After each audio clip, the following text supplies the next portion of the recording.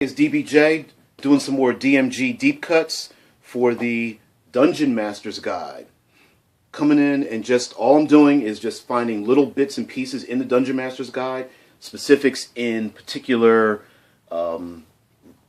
chapters, pulling out one specific thing and just talking about it, micro-analyzing it, using it to add to the story. And this one's going to be, because there's so much magic items and such. First of all, for anybody who does not own this book, the magic items section is frigging awesome. If you are an art fan, it is frigging awesome.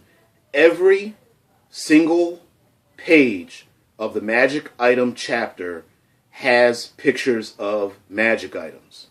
Every single page, let me repeat that again.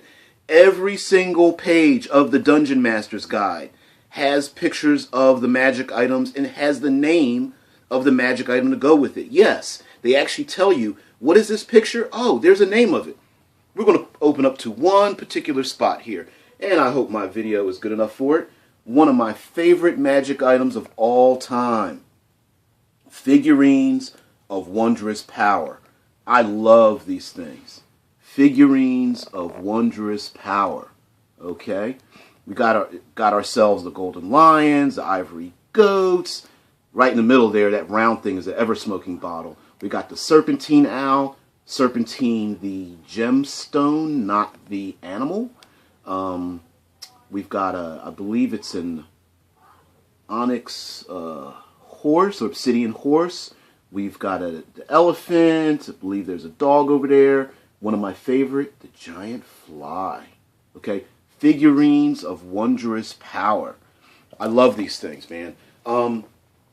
First of all, for those who who are Dritz Duerden fans, the double scimitar wielding dark elf that's a ranger with a good alignment who has, of course, I'm going to butcher the name, Gwyvar,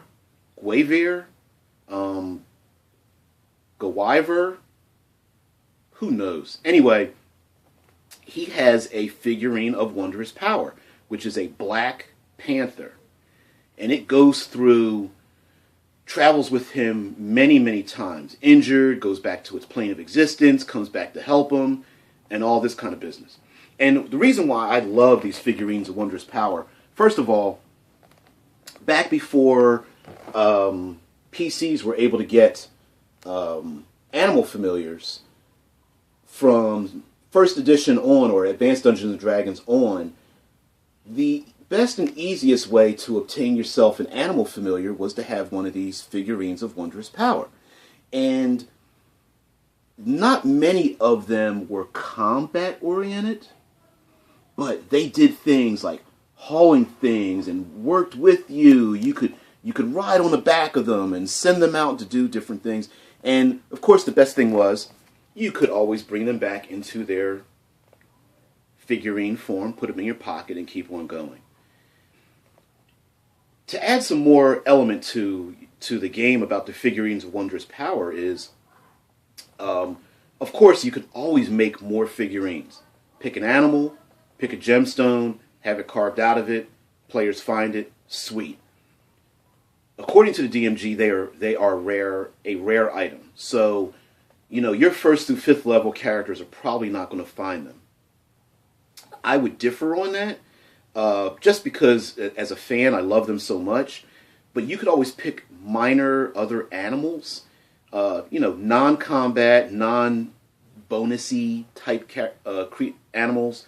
You could come up with snakes and rabbits and bats and squirrels and some other smaller items that your rangers and druids could find, or to throw a little monkey wrench in there, your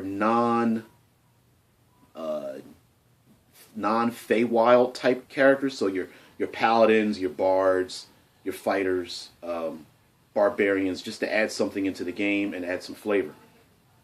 But the real question about the figurines is, why would they make them? Well, first of all, they're cool, but having a servant that you could put in your pocket is awesome. Also, do the animals have their own personality? Taking the Dritz idea is that he had a Black Panther, and that Black Panther ended up having a personality. He ended up becoming more or less friends and having a bond, a relationship with them. And so the figurines can go from just being a device, an item that's used, just something you throw in your pocket, to actually having a motivation in the game.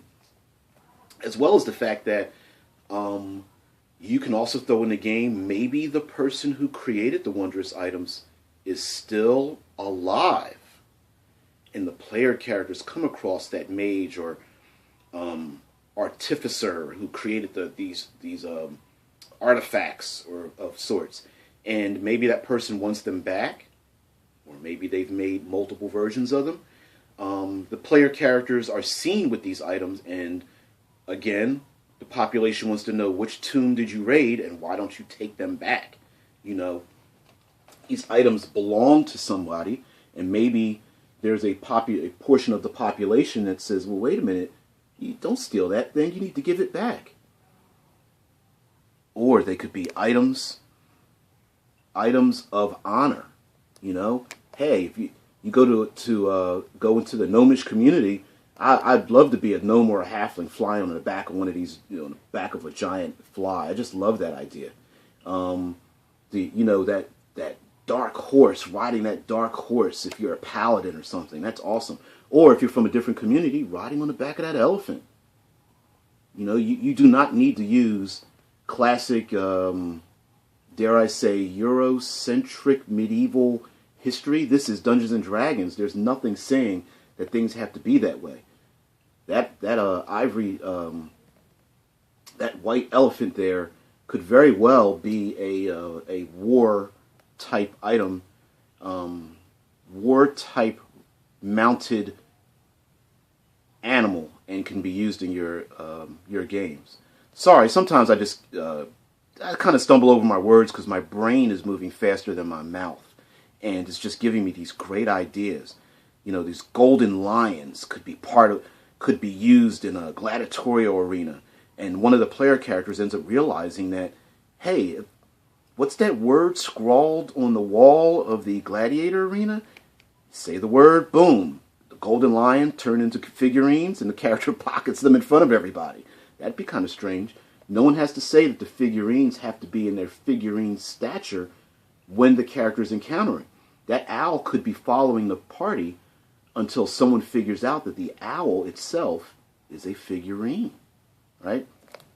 Anyway, one little part, just me rambling, picking something in particular out the DMG.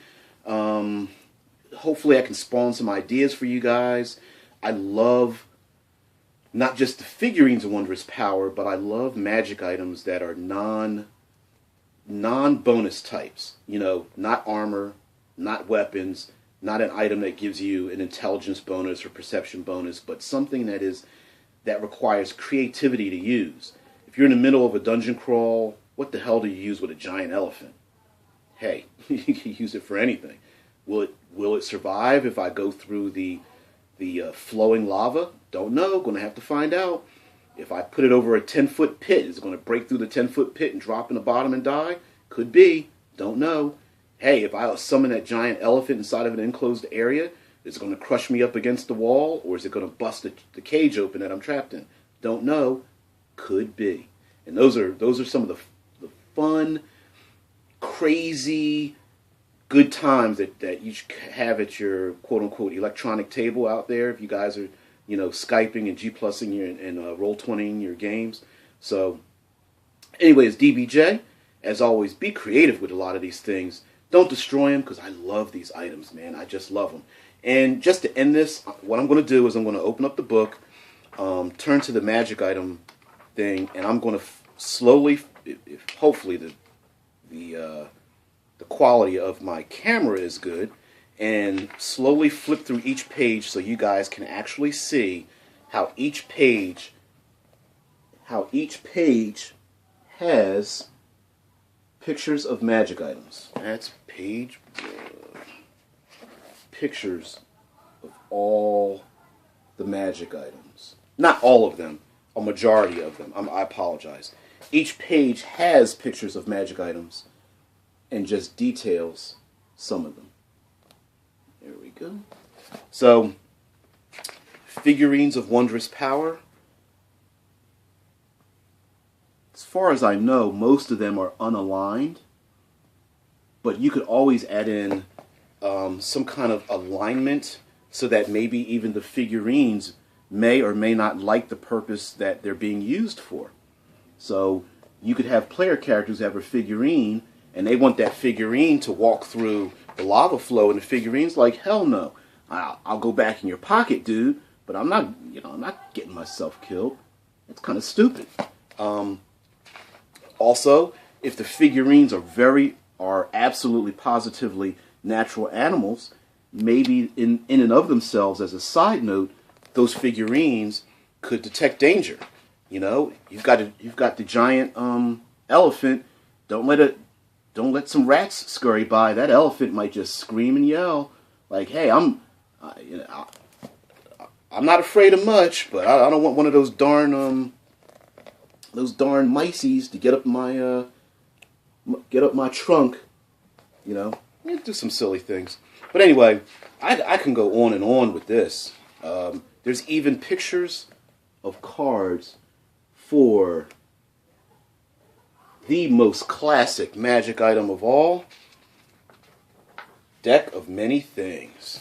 Who doesn't love a Deck of Many Things? I'm not going to go into that one yet, because that one, in and of itself, could take up a whole chapter. But here we go, through all the pages, back to the page of figurines of wondrous power. I think I'm pretty much done, although actually flipping through this and showing you guys some of these pictures is actually causing me to even have more. There we go. Some of these goggles are funny.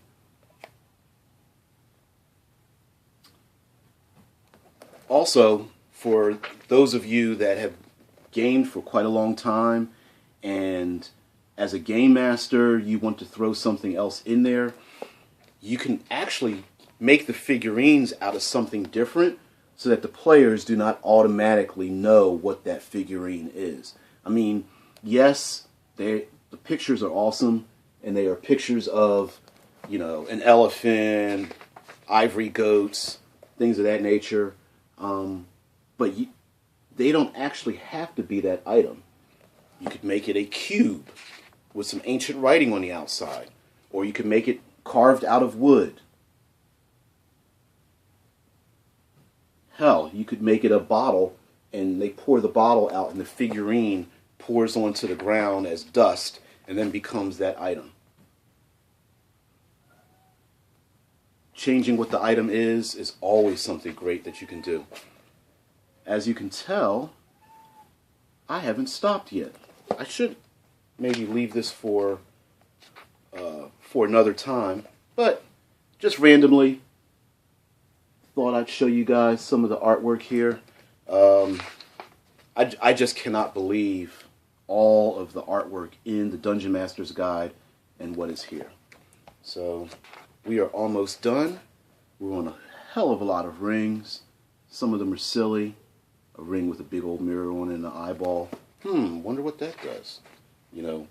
Robes and staves. Yeah, cutie. I hear you. I hear you, purring.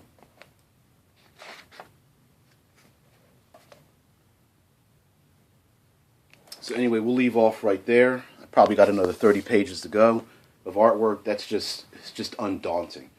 Anyway, DBJ, as always, be creative, especially with the magic items.